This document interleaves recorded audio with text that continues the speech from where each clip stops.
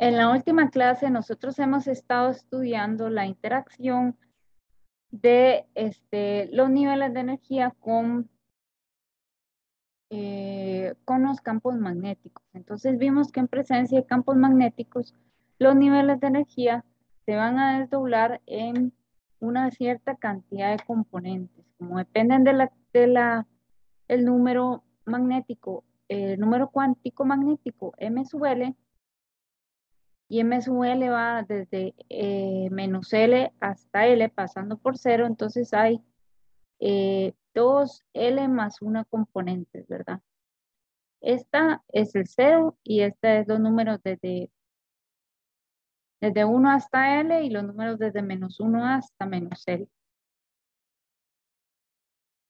Vamos a resolver este ejercicio en la clase y luego vamos a hablar un poco acerca de las reglas de selección. En las transiciones atómicas, ahora que tenemos esta nueva configuración atómica en presencia de un campo magnético y tenemos más niveles energéticos, no son posibles todas las transiciones entre los estados degenerados. L debe cambiar en 1 y M sub L debe cambiar en 0 o más menos 1. Entonces, por ejemplo, si M sub L vale 2, solo se puede realizar una transición a otro nivel con M sub L igual a 1 o M sub L igual a menos 1. Ah, no, perdón, solo a 1, para que haya diferencia 1. Si M sub L vale 0, entonces se puede haber una transición a M sub L igual 1, M sub L igual 0, M sub L igual a menos 1, porque L cambiaría en 1 y así sucesivamente. Entonces, esto nos restringe el número de transiciones que pueden haber, ¿verdad? Esta es una regla de selección. Existe un experimento que se denomina el experimento de Stenger-Lach, que consiste en que se tiene un horno y se calientan unos átomos, ¿verdad? Y se vuelven gaseosos y se le hace una ranura aquí y se hace pasar por una rendija.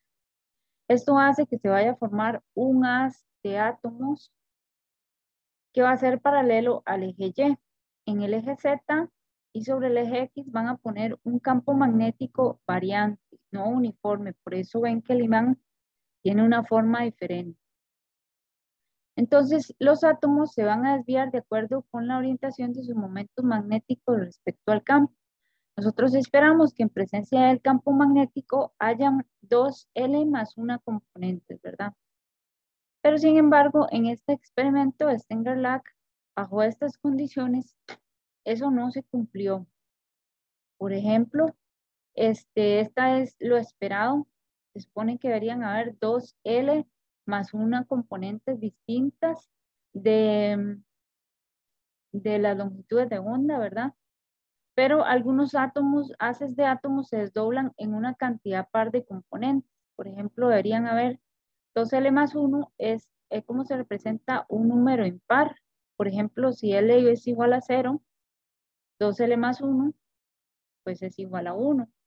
Si L es igual a 2, 2L más 1 es igual a 5. Si L es igual a 1, 2L más 1 viene siendo igual a 3. Entonces, esta es una representación de números impares, ¿verdad?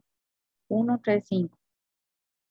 2L más 1 representa un número impar, pero resulta que se han encontrado, por ejemplo, en el sodio, que se desdoblan en números pares. Por ejemplo, este se desdobla en 4, este se desdobla en 6 líneas espectrales, este también, y entonces no se sabía, digamos, por qué se producía eso. Según lo que se conocía, debían haber un número impar de componentes, puesto que esperamos 2L más una componente distinta. Sin embargo, este experimento fue explicado por Goldsmith y Uhlenbeck en 1925, quienes sugirieron que el electrón se podía comportar como una esfera giratoria de carga en vez de como una partícula. O sea que, por ejemplo, y tiene una cantidad de movimiento angular de spin adicional. Spin significa giro, ¿verdad? De giro. Así como el movimiento magnético correspondiente, para ayudar a explicar esas anomalías observadas en los niveles de energía y en las longitudes de onda. Entonces, ¿de qué estamos hablando? Bueno, una analogía para el spin del electrón es como describir la Tierra girando alrededor del Sol. Imagínense que el Sol es el núcleo del átomo, el protón, protones y neutrones. Y el electrón es la Tierra. La Tierra tiene en realidad, bueno, dos movimientos en general, son muy conocidos, el de traslación, que es el que se le llama movimiento orbital, ¿verdad? Que está asociado para el electrón a su cantidad de movimiento angular orbital. Y luego tiene uno de rotación, giro sobre sí mismo. Este sería el electrón girando alrededor del núcleo y girando alrededor de sí mismo. Y este también se orienta con los campos magnéticos. Entonces, la cantidad de movimiento angular total de la Tierra es la suma vectorial de ambas y también para el electrón. La suma vectorial de ambas cantidades de movimiento deben ser tomadas en cuenta. Digamos, si la Tierra fuera como decir un punto, si la Tierra fuera un punto, pues no tendría rotación sobre sí misma porque un punto no tiene volumen. Pero si tomamos la Tierra como que la Tierra es una esfera que gira, entonces sí tiene una rotación sobre sí mismo. Lo mismo sucede con el electrón. El electrón no es realmente un punto, es una partícula que gira sobre sí misma y por lo tanto no podemos pensar ahora nunca más acerca de los electrones como puntos. Ahora este número, esta cantidad spin tiene también asociado un número cuántico denominado número cuántico de spin. Y esa cantidad de movimiento angular de spin de un electrón se representa con la letra S de vector y está cuantizada. No puede ser cualquier valor. La componente Z tiene dos únicos valores posibles que son representados con flechitas hacia arriba o hacia abajo. O sea, como que rota para allá, ¿verdad? Eh, no, al revés, perdón.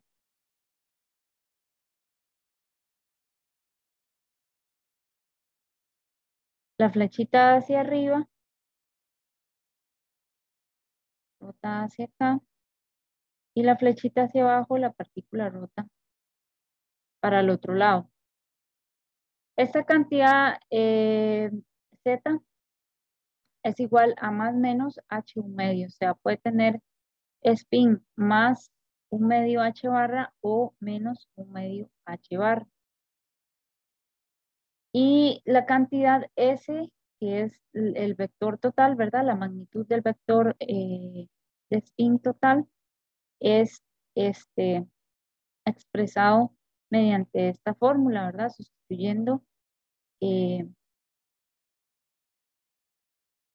sustituyendo aquí la cantidad S por S más 1 por H barra y S vale un medio, ¿verdad? Entonces, en realidad, 1 más un medio más 1 sería la raíz de 3 cuartos de H barra. Esa es la magnitud de la cantidad de movimiento angular de spin.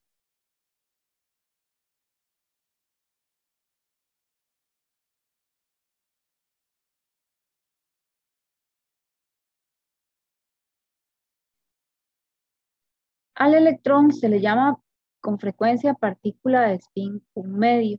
Y esto se da para el electrón, para el protón y para ciertas partículas. Las partículas que tienen spin un medio se llaman fermiones. Y siguen una estadística en particular. Los fermiones tienen spin semientero, puede ser un medio, puede ser otra cantidad. Pero también existen otras partículas que tienen spin entero que se llaman bosones, donde el spin puede ser tanto 0 como 1 o cualquier otro número entero. Por ejemplo, el fotón por ejemplo, el átomo de helio es un bosón también y tienen otra estadística. ¿Qué quiere decir cuando digo otra estadística? Bueno, tienen otras propiedades en conjunto, ¿verdad? Vamos a ver eso seguidamente.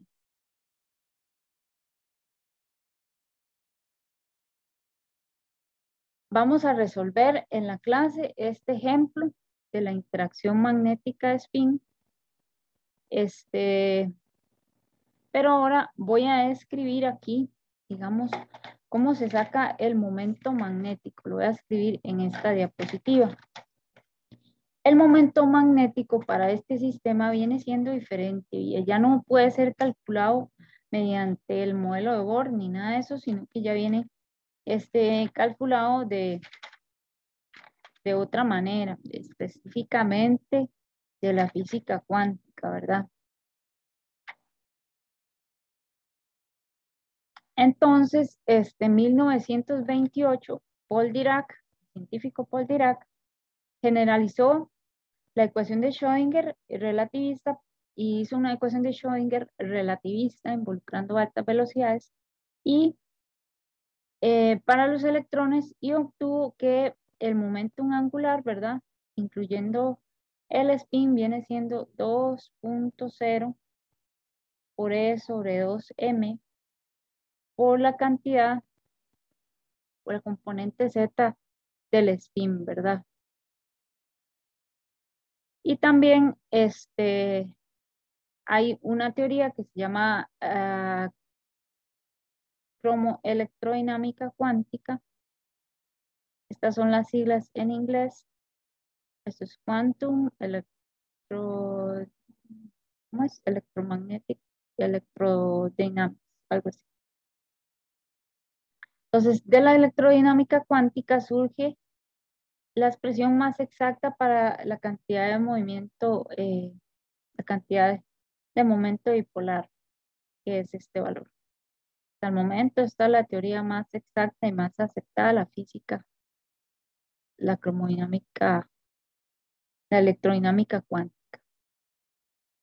Entonces, este es el valor correcto, digamos, de el momento angular de spin. Igual vamos a usar las mismas fórmulas que usamos anteriormente, de que la energía, el cambio de energía, el delta E producido sobre un sistema que sea sometido a un campo magnético es igual a mu z por B, y donde ahora mu z, el momento dipolar magnético, el momento dipolar va a ser este que está aquí.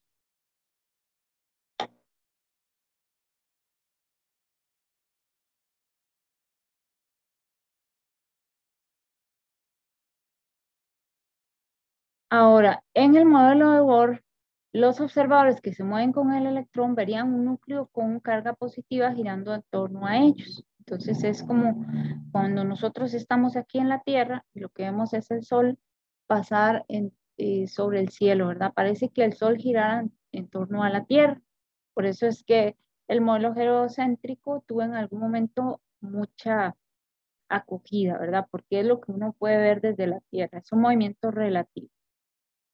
Este movimiento aparente de carga causa un campo magnético en el lugar del electrón medido en el marco de referencia del electrón en movimiento. Entonces, al estar en movimiento, una carga positiva, que es la carga del protón, se va a producir un campo magnético. Y esa interacción que resulta entre el momento magnético de spin y ese campo magnético causa un desdoblamiento, los niveles de energía, que son las dos posibles orientaciones del spin del electrón. Entonces, se va a producir, por ejemplo, cuando tenemos el nivel L igual 0, en vez de producirse un solo nivel, se van a producir dos niveles, porque el campo magnético mismo del átomo va a interactuar con el momento magnético dipolar de spin, produciendo una doble longitud de onda. Entonces vamos a calcular en ese ejemplo el, eh, eh, el campo magnético efectivo. Ahora, así como en la Tierra, la cantidad de movimiento angular total es la suma de la cantidad de movimiento orbital y la cantidad de movimiento de la rotación, en el átomo también. Entonces, para el electrón se va a tomar en cuenta tanto el movimiento angular orbital del electrón girando alrededor del núcleo, como el movimiento angular de spin o de rotación, que significa que el electrón gira sobre sí mismo, ¿verdad? Como una partícula más que como un punto.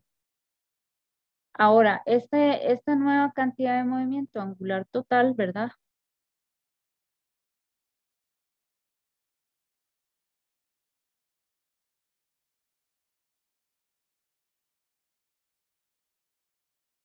Entonces le vamos a llamar J. Y J va a ser igual a J por J más 1 por H barra, donde J es igual a L más menos su medio. L es el número cuántico orbital, ¿verdad? Que va desde L igual 0, 1, 2 hasta N menos 1.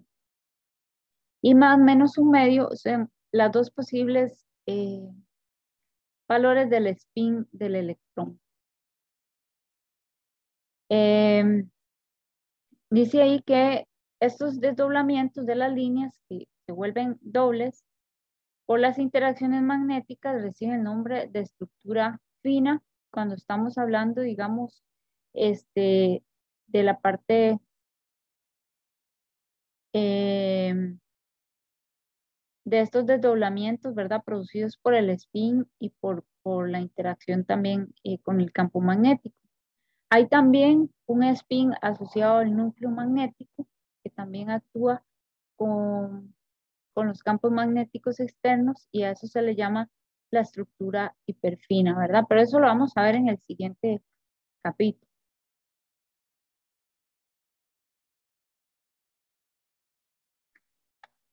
Ahora, los átomos en general mm, tienen muchos electrones. El átomo de hidrógeno tiene un electrón, el de helio tiene dos, el que le sigue, el litio, tiene tres y así sucesivamente. Entonces,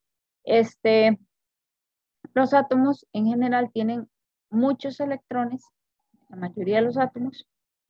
En 1925, Wolfgang Pauli propuso que dos electrones no pueden ocupar el mismo estado mecánico cuántico en un sistema dado. Es decir, dos electrones en un átomo no pueden tener los mismos valores de todos los cuatro números cuánticos. N, L, M sub L y M sub S. M sub S es el número cuántico de spin. Entonces, por ejemplo, cada estado cuántico corresponde a una cierta distribución de la nube de electrones en ese espacio. El nivel N1, L igual a 0, ¿verdad? Es el nivel 1S. En este nivel, N igual 1, L igual 0, M sub L solo puede valer 0, pero M sub S puede valer más o menos un medio. Entonces, en este nivel caben solo dos electrones. Solo caben dos electrones. Solo hay un espacio y cabe un electrón hacia arriba y otro con spin hacia abajo. Solo caben dos electrones. Y eso implica que en un mismo número del espacio, dos electrones tienen que tener dos valores opuestos del número cuántico M sub S en la misma región del espacio. Y esto nos va a indicar cómo se rellenan las capas en los átomos, las capas atómicas, ¿verdad? Por ejemplo, como ya comenté, en el nivel 1S solo hay dos estados. En el nivel N igual 2, en el nivel N igual 2 tenemos el valor de L igual 0 y L igual 1. El estado L igual 0 solo caben dos electrones. En todos los estados S solo caben dos electrones. Pero en los estados P tenemos tres posibilidades del número cuántico M sub L, menos 1, 0 y 1.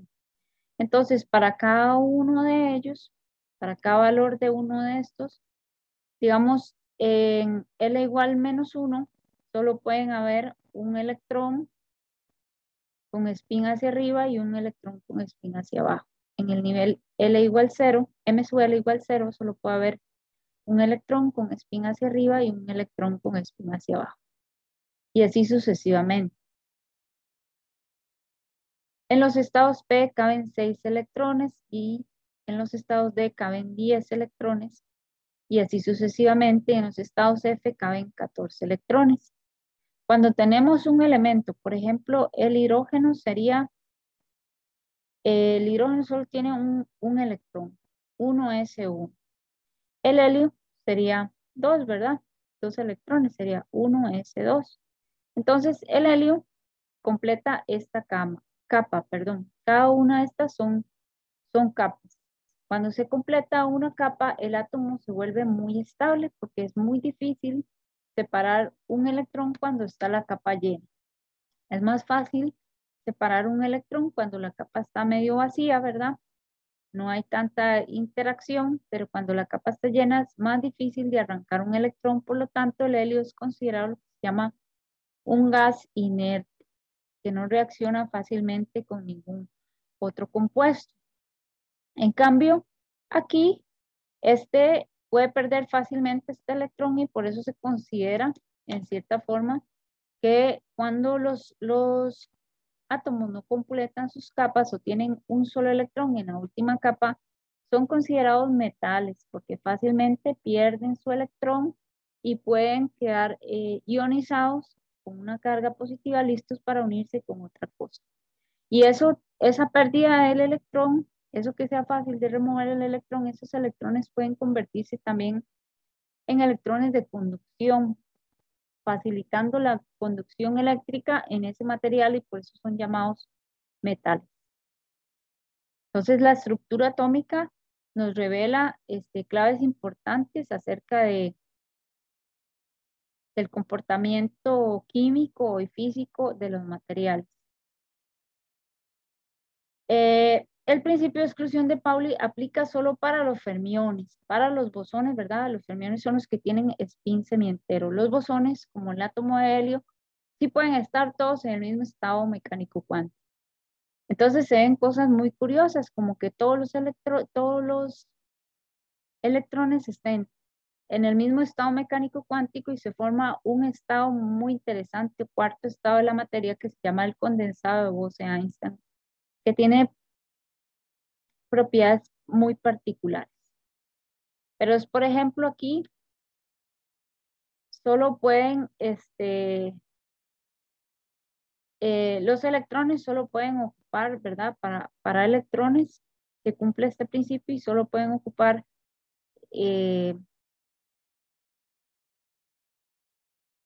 no pueden ocupar el mismo estado mecánico cuántico dos electrones. Ahora vamos a hablar del apantallamiento. El apantallamiento es que, por ejemplo, si tenemos un electrón que queda solo en la última capa, este átomo se va a comportar como un poco como el átomo de hidrógeno. ¿Por qué? Porque esta otra capa va a apantallar la carga y va a ser como si la carga neta fuera solo un protón. Que 3 protones menos 2 protones da un protón. Entonces, este proceso, cuando tenemos un electrón en la capa externa, se da lo que se llama el apantallamiento de la carga, dejando una carga efectiva de un electrón en positivo, ¿verdad? Como si fuera un átomo del hidrógeno. Entonces, así es como se van llenando las capas en la tabla periódica y dependiendo de cuántos electrones haya en la última capa, se va a definir el comportamiento físico y químico de ese material, si va a ser un metal, si va a ser un no metal, si va a ser un alcalino, etcétera, etcétera, si va a ser conductor o si va a ser aislante, debido a esta particularidad del principio de exclusión de Pauli y que son fermiones. Entonces aquí vemos cuáles son metales, cuáles son no metales y así sucesivamente. Gracias.